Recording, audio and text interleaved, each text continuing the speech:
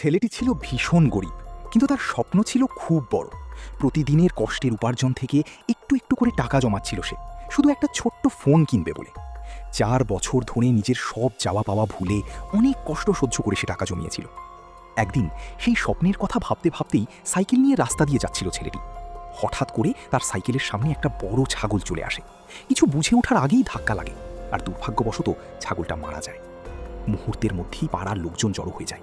কেউ কিছু না শুনেই ছেলেটিকে ধরে মারতে শুরু করে। তারা চিৎকার করে বলে, টাকা দিবি, না হলে তোকে ছাড়বো না। ভয়ে আর কষ্টে ছেলেটির চোখে জল চলে আসে।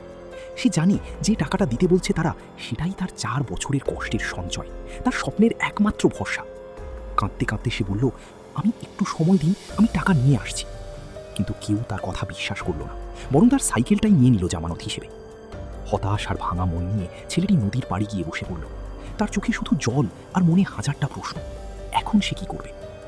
এরপর কি ঘটল জানতে হলে পরের পার্টটি দেখুন, আর অবশ্যই সাথে